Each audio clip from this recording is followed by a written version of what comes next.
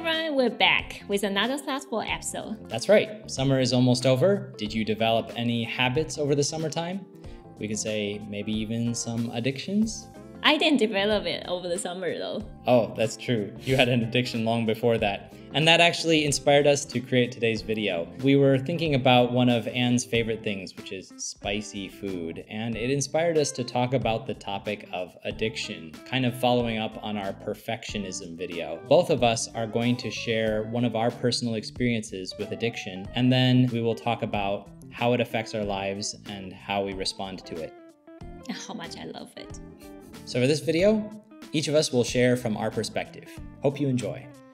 I think addiction is some behavior that we can't stop doing. I would say having spicy food makes me happy. Believe it or not, one of my favorite things was a cup of chili pepper water. Get some chili pepper and then put them into water and drink them as if I were drinking boba tea. If I get to choose boba tea or chili pepper water, I choose chili pepper water. Sweet things make me angry. If I'm not in a good mood, I can't really have something sweet. Though I love chocolate, matcha, all those kind of light, sweet desserts. As long as I can remember, I always had trouble tasting something spicy. So yeah, I had Carolina Reaper, like the so-called spiciest chili pepper around the world. I just munched on 2 of them in front of a farmer. And I freaked him out, but I couldn't taste the spice. I don't know, I think maybe it might be actually the taste bud is different for spicy food. Spice is felt as a painful feeling in your mouth. So maybe I just couldn't feel it at all. And I know it's not COVID because I haven't gotten COVID yet. I'm sure it's not because of COVID that I couldn't taste anything. I can taste anything except spicy food. Some people say that it's unhealthy, but personally, my body can handle it. I can also tell how much my body can take. When I went to the spiciest noodle shop in Taipei, like the mala noodle place, because at that time I hadn't tried the 超级辣, like super spicy noodles. So I ordered a small bowl and try it there. And I was going to go ahead and order the big bowl to take on the challenge, but they say that I was not qualified to do that on the same day because I already numbed my taste bud. I had running nose for a long time, and also I could feel the pain in my throat. At that moment, I knew that I got to stop, otherwise my body would really protest against that. So for me, it's just like, I don't really want to hurt my body, so I know that even though it's kind of cool that you get to kind of be known by others that, yeah, you finished that challenge. It was like a piece of cake for you, but it's not very good for my body. I know I can't ruin my body with something I take pleasure in. And also, by the way, you only get 500 by finishing that challenge. You might even need to pay more if you're sent to the hospital. I think it's healthy for me because that makes me happy and I don't have to smoke nor drink. Eating spicy food is just like taking my smoking break. Sometimes when I'm really stressed, I just have to get some chili pepper out and then put it into my mouth. That can really calm myself so much. Also, Jack knows how to make me happy when we are about to have any arguments, right? So some secrets to staying healthy while eating spicy food. I will make sure that I don't have spicy food with an empty stomach. I'll have some starch, protein, or sometimes needed, I will have some deep fried food to protect my stomach. When I was a child, actually I had 1 year I dared not to have any veggies for a whole year after spotting a gigantic worm on the lunch plate. And spicy food, chili pepper, actually helped me go through that time.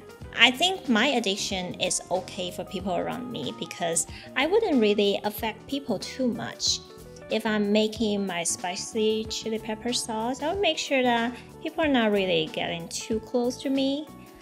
I once almost choked my former flatmate. Then I realized that, whoa, actually some people would be sensitive to that kind of smell. I make spicy food all the time. Remember when we were dating? We chop up 40 to 60 chili peppers and had that in one dish. The next day we realized that our bodies didn't really like them, huh? So that's why it's very important to know how to stay healthy while you also want to indulge yourself in some kind of addictions. I can eat something way spicier than anyone else around me. So when I'm making some spicy dishes, I enjoy it myself. I wouldn't force anyone to try it. So I think I'm respecting others at the same time while I'm indulging myself in spicy food. I would define addiction as any behavior or action that takes so much control that you are not able to resist it anymore. It isn't an addiction if you're able to stop it or say no. I'm not the kind of person that gets addicted easily. I think it might be just part of who I am, my biology, I guess. I have only faced one, I would say, serious addiction, and it was actually just recently. I grew up playing chess. I quickly developed a skill for it.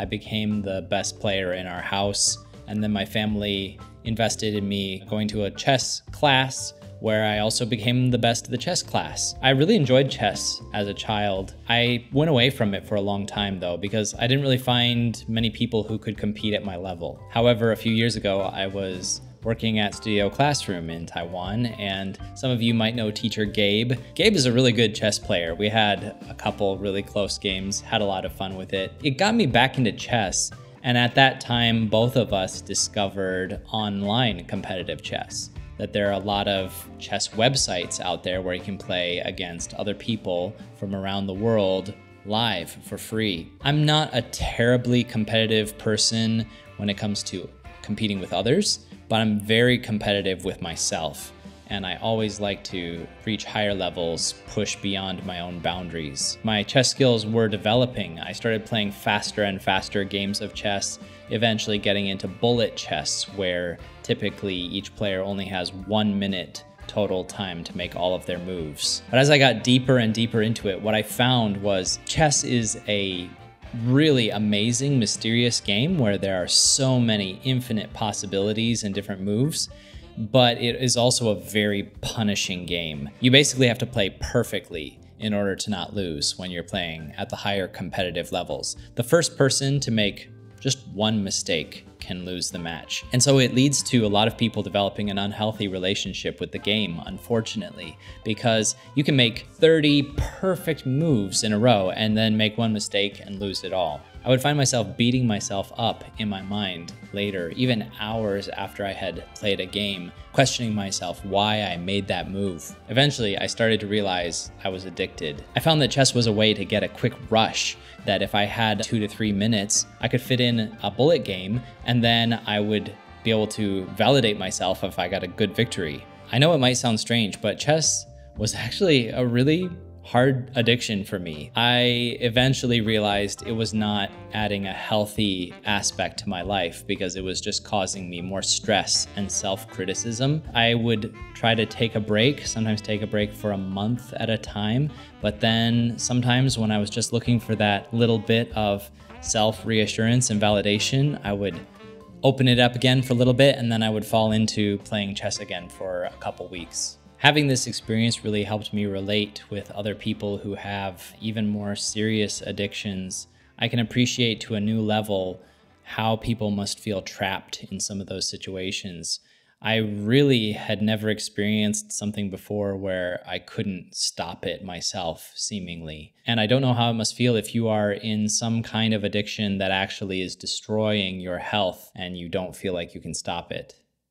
So, how did I finally break out of this pattern and escape the chess trap? What worked in the end was replacing it with another activity. In my case, it was actually through another game, and surprisingly, an online game. Now, I'm not much of a gamer. I haven't really played video games for most of my life. I only did a little bit when I was younger. I've never been a mobile gamer or any kind of like modern console gamer. But I saw these ads for a mobile game called Sky, Children of the Light. They struck me because they were relaxing. They showed scenes of beautiful locations and beautiful nature sounds. That looked really attractive to me because I was looking for something peaceful and calming. I'm someone who really appreciates being outdoors in nature, and I love the sounds of nature. I often just listen to recordings of nature sounds. So I decided to give the game a try. I downloaded it. I just was blown away by this game. It's really incredible, and if any of you are looking for something to add a healthy influence into your life with some peaceful and cooperative gameplay, then I highly recommend you check it out. The game was actually perfectly directed towards someone like me. The company that created Sky wanted to create a game that encouraged healthy interactions between people and discourage toxic competitiveness. They noticed that there was a trend in a lot of gaming to create very competitive, aggressive communities. So they designed the game to be about friendship and cooperation. You need to work with other players in the game, and there isn't any real competition. You focus on helping others instead. So in my case, this activity inspired me enough and it refreshed me enough that I basically told myself I'm going to give up all of those spare minutes that I was playing chess. So during the day, if I had any interest in trying to give myself a little rush in my mind, I just remind myself that at the end of the day, I can relax and enjoy and have healthy interactions with others. And then in the end, I didn't really feel like returning to chess. It's hard. I guess we need to explore the definition of addiction again. If an addiction really is something that you can't say no to, then I don't know if any addiction is really healthy. However, say in the case of Anne, if she wanted to say no to eating something spicy, or she needed to, she really could. So in a way, is it an addiction or is it like a personal preference or a habit? I'm a daily coffee drinker, and you could say maybe I have an addiction to coffee because if I don't drink coffee before like 3 or 4 in the afternoon, I will get a caffeine headache. So maybe my body is dependent on coffee. However, if I need to say no to coffee, I can. I've taken breaks from coffee for a couple weeks at a time if I need to for some reason. So it's not really something that takes control over me. That's maybe the question. Is it something that is healthy for my body? Is it something that's healthy in my life? Like it doesn't affect my work-life balance or my relationships or any of the other aspects of my life? Then maybe it's okay. Is it something that I really cannot control? I can't stop it? Then maybe I need to be careful.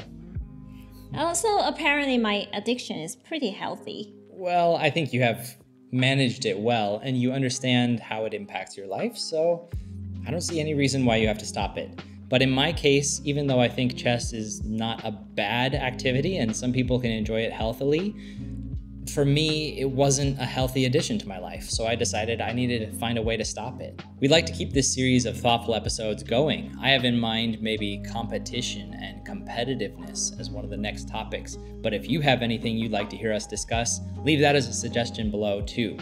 Also, if you're not subscribed, please do subscribe and watch out for our upcoming videos. We have some exciting things coming up in the next months. And we want to hear from you. Now, addiction is of course a fairly sensitive topic and a lot of people can't share about their addictions. So here are our questions for you. What do you think about addictions? And do you have any advice for anyone with addictions? As always, thanks for watching and see you next time.